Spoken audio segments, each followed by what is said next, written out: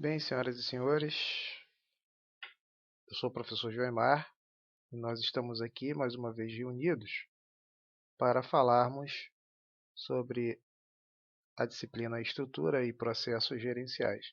Mais especificamente, hoje nós iremos tratar da evolução dos processos de trabalho. Como que isso se desenvolveu ao longo dos anos, né?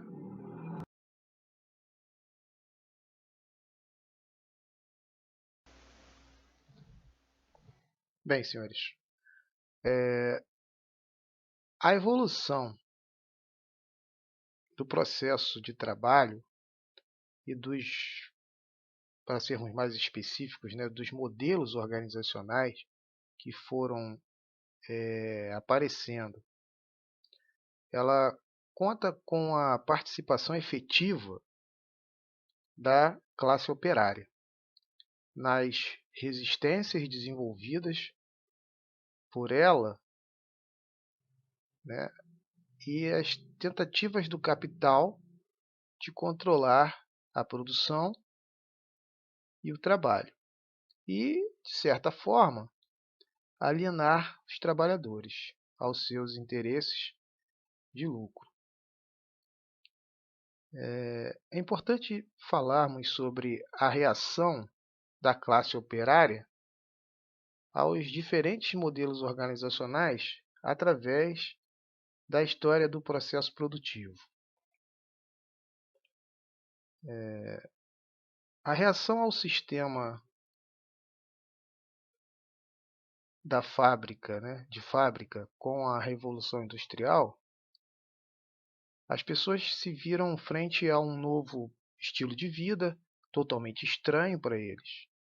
Esse novo sistema de fábrica, ele assegurava ao capital o controle e a disciplina da mão de obra e também garantia ao capital a apropriação do saber operário, com a separação do trabalho manual e também o intelectual.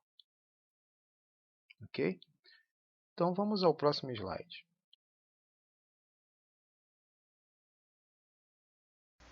Então, como nós já havíamos falado anteriormente, a reação ao sistema de fábrica, né, com a Revolução Industrial e as pessoas se vendo frente a um novo estilo de vida, obviamente, que iria gerar uma certa insatisfação.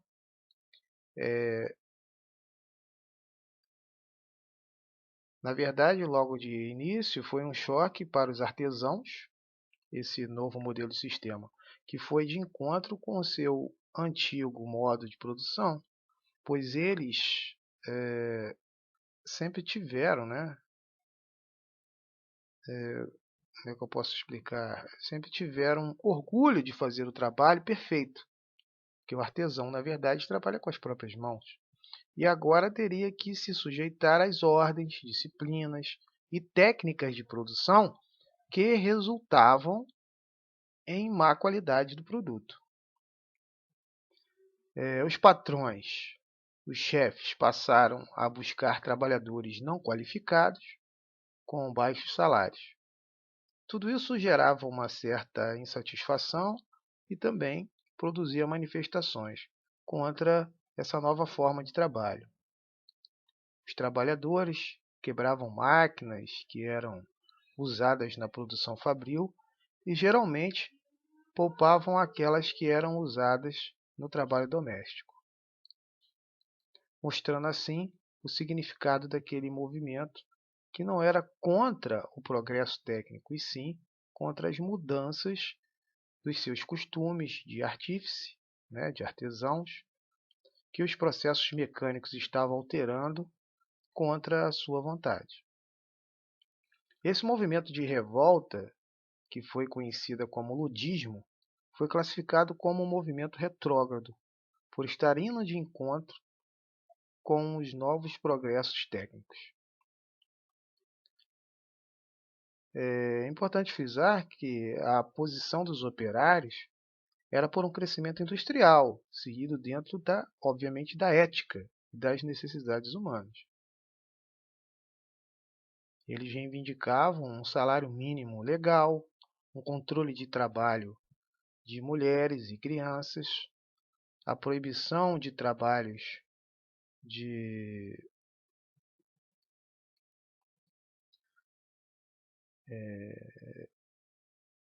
de, de imitação, né, de plágio, o direito à livre associação sindical, entre outros benefícios. Então, o modelo muda, e quando o modelo muda de produção, de trabalho, nós também precisamos atentar para como essas pessoas, as pessoas que trabalham nesses ambientes ou nesse ambiente, vai se adequar a essa nova mudança, né? A gente pode perceber que essas novas mudanças, quando a pessoa deixa de ser artesã e passa a ser um operário, né, de fábrica, essas mudanças geraram insatisfação e geraram manifestações.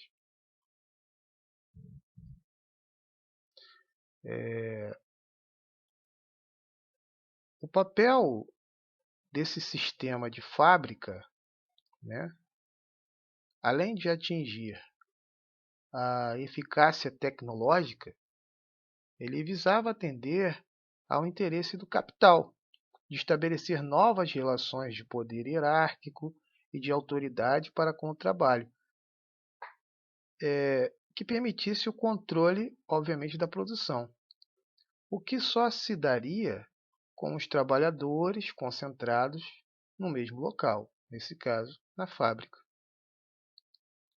O costume do artesão era de trabalhar apenas o necessário à sua sobrevivência, e o restante do tempo dedicar-se ao lazer e aos seus dias de festa. Para o capitalista, né, isso era totalmente inadmissível, já que para eles o interesse era do aproveitamento total do tempo.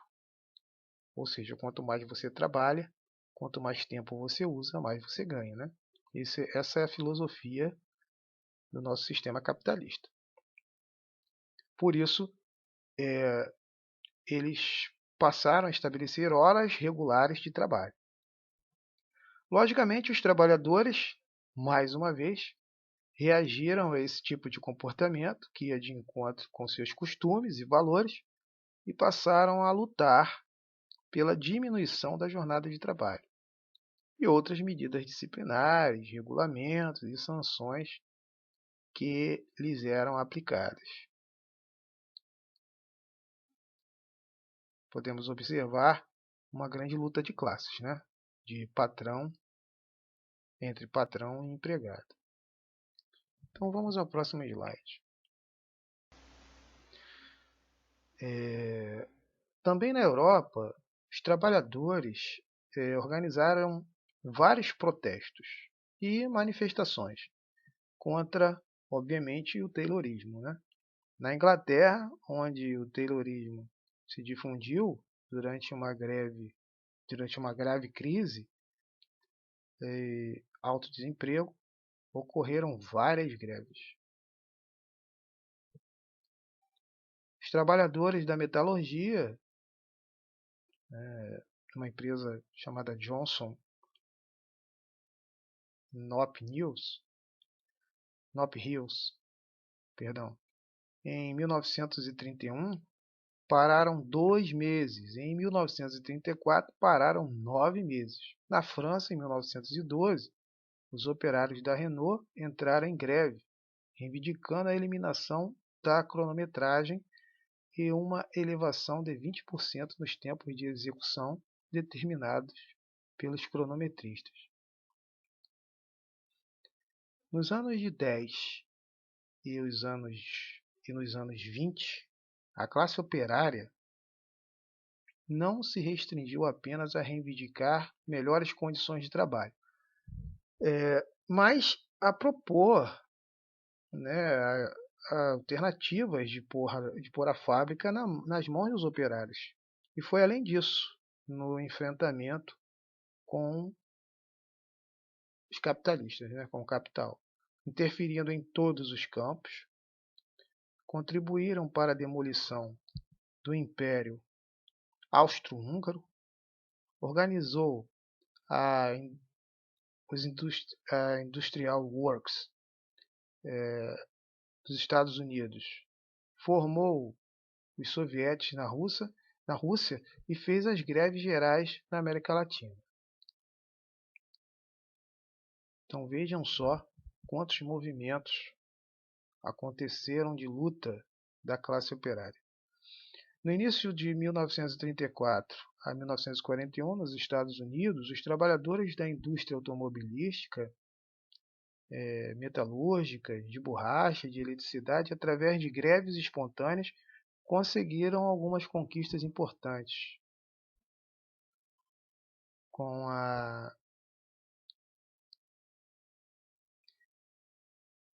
revisão das condições insalubres e a demissão dos capatazes, né, que ficavam ali na supervisão da linha de produção mais impopulares. De 1935 a 1937, os movimentos se caracterizaram pela ocupação de fábricas.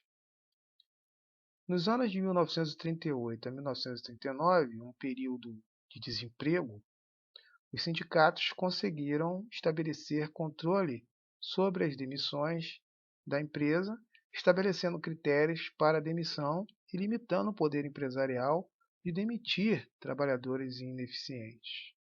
Ou seja, observe-se aí, durante todos esses movimentos da classe operária, da classe trabalhadora, um ponto muito importante, que é a fortificação dos sindicatos, né? Pode-se observar que o sindicato começa a interferir e a negociar um pouco mais com o poder empresarial. Nos anos 50, na Inglaterra, as lutas se estenderam por todos os setores, atingindo o auge em 1955, quando quase 3 milhões de operários entraram em greve. Nesse mesmo ano, nos Estados Unidos, várias greves reivindicaram melhorias locais, como segurança, higiene, descanso, e atingiram 74 mil trabalhadores da GM e da Ford. E, no entanto, nos anos 60, que a luta... Perdão, é verdade, nos anos mais ou menos 70, não, perdão.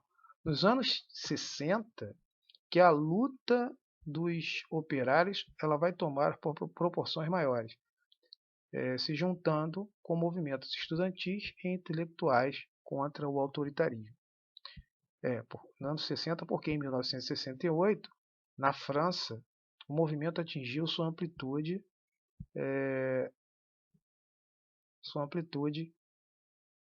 que, na verdade,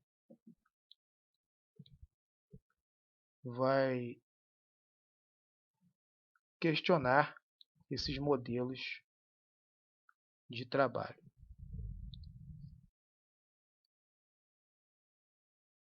Então, observa-se aí que a história dos processos de trabalho, a sua evolução, dá-se com grandes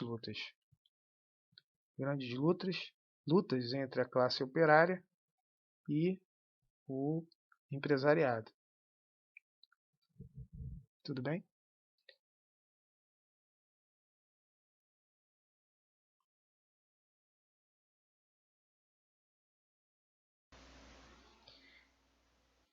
É interessante notar, né, frisarmos aqui, que com o surgimento da Escola de Administração Científica de Taylor, os operários eles também reagiram, né, ao Taylorismo. A reação ao Taylorismo, com o aumento da jornada de trabalho, os trabalhadores da fábrica eles passaram a adotar um comportamento de contenção da produção. A adoção das ideias de Taylor pelo capital foi uma resposta do capital à tentativa da classe operária de dominar a produção. Taylor propôs que se tirasse todo o trabalho de concepção do chão de fábrica, que passaria a ser executada nos escritórios de planejamento. Com isso, o capital não apenas tinha o controle da produção, das jornadas de trabalho e da disciplina, com a reunião dos trabalhadores no mesmo local, mas também o controle da maneira de produção, impondo ao trabalhador como o trabalho deveria ser realizado. Na verdade, essa colocação de capital, ele diz que é o próprio capitalista, né?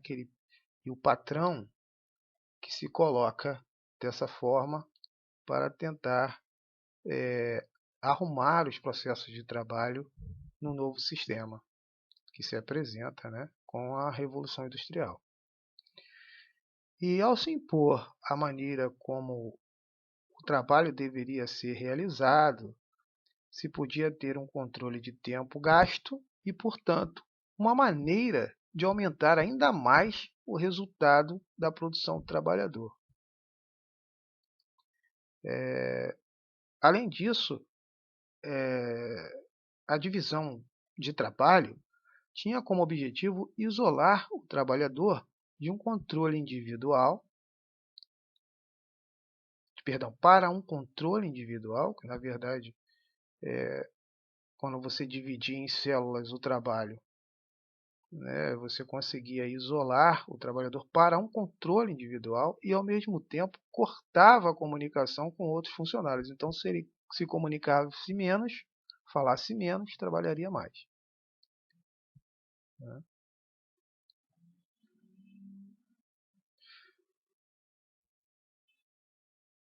E também, de certa forma, quando você isolava o trabalhador de se comunicar com outro trabalhador, com outro funcionário, impedia que eles ficassem se organizando para fazer algum tipo de manifestação ou algum tipo de oposição aí à própria produção. Para o operário, esses novos princípios organizacionais degradou ainda mais as suas condições de trabalho. O trabalho ele era repetitivo, sistemático, simplificado, sem conteúdo e danoso à saúde por causa do ritmo acelerado que era exigido para a linha de montagem e imposto pelos prêmios distribuídos por produção. Sem contar que, é claro, com a humilhação que eles sofriam ao serem submetidos a um rígido controle de seus superiores. O trabalhador novamente foi à luta contra esse novo tipo de organização de trabalho. Fizeram manifestações e revoltas contra a desqualificação do trabalho, a apropriação do saber operário, a cronometragem das tarefas e o consequente aumento do ritmo de trabalho. Lutaram também contra os salários diferenciais e os prêmios de produção. As revoltas se deram das maneiras mais variadas, inclusive no próprio trabalho, quando diminuíram o ritmo da produção, escondendo de seus chefes as melhorias que iam descobrindo no contato com a máquina. As manifestações de repúdio chegaram ao ponto até de ataques aos cronometristas. Com isso ficava provado que era impossível se apropriar de todo o saber operário.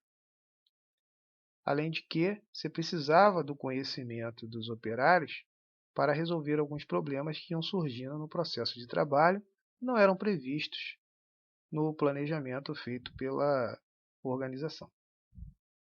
Ok? Então, a divisão de trabalho não tinha como objetivo isolar o trabalhador para um controle individual e ao mesmo tempo, a divisão de trabalho tinha como objetivo isolar o trabalhador para um controle individual e ao mesmo tempo cortava a comunicação com os outros funcionários, como já foi dito anteriormente. Não para que ele apenas produzisse mais, mas para que ele não tivesse muito contato com outros funcionários e provocasse algumas revoltas ou algum tipo de sabotagem dentro do próprio trabalho. Ok? Então vamos ao próximo slide.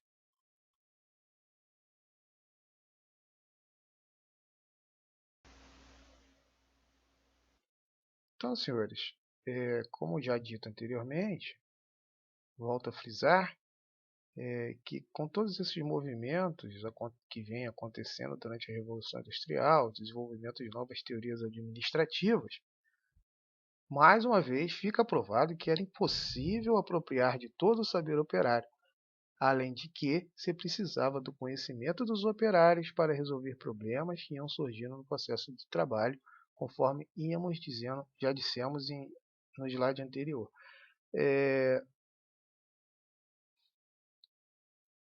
Nem sempre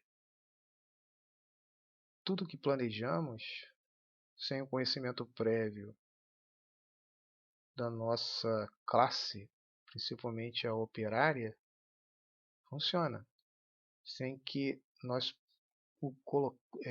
sem que nós possamos colocar, acho que posso dizer assim, esses funcionários a par de todas as mudanças e até, por que não, participarem dessas mudanças. Só que em épocas bem antigas, não se tinha muito conhecimento da administração para que fosse feito esses tipos de movimentos estratégicos, né, de colocar o funcionário no, no processo de decisão. A decisão era autoritária, né? Vem de cima para baixo e manda quem pode e obedece quem tem juízo. Mas nem sempre quem tinha que obedecer tinha juízo ou achava que era justo dentro dessa colocação e partia para a manifestação, para a revolta. E aí continua a luta de classe. Durante todo o processo de instalação do Taylorismo, os trabalhadores tiveram uma luta intensa contra as consequências desse processo que acarretavam em prejuízos para eles. Foram vários os exemplos e a partir de 1909, quando o Taylorismo se expandiu, durante a Primeira Guerra, os trabalhadores qualificados da metalurgia se opuseram firmemente à desqualificação do seu trabalho, à imposição dos tempos cronometrados, ao pagamento de prêmios e salários individualizados. Eles repudiavam os sistemas salariais vigentes, que visavam estabelecer a concorrência entre eles como forma de aumentar o ritmo. Em Bradford, os industriários mecânicos reivindicaram jornada de 8 horas de trabalho, aumento de salários, aumento do valor das horas extras, abolição dos prêmios, pagamento igual e fim da discriminação e intimidação aos sindicatos. Em Illinois, na Central Railroad, os trabalhadores pediram a abolição do sistema de prêmios, dos estudos de tempo e convocaram uma greve de mais de 16 mil trabalhadores que durou mais de 4 anos. A situação começou a ficar difícil para os trabalhadores a partir da depressão dos anos de 20 a 22. Os salários despencaram rapidamente, ao mesmo tempo que se incrementavam as horas de trabalho e a produtividade dos trabalhadores. Ok? Então vamos ao próximo slide.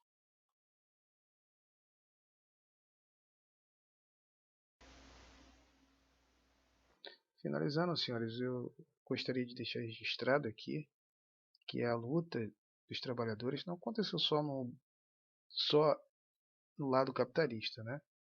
Essas revoluções também ocorreram nos países socialistas, como, por exemplo, a Primavera de Praga e a Revolução Cultural da China.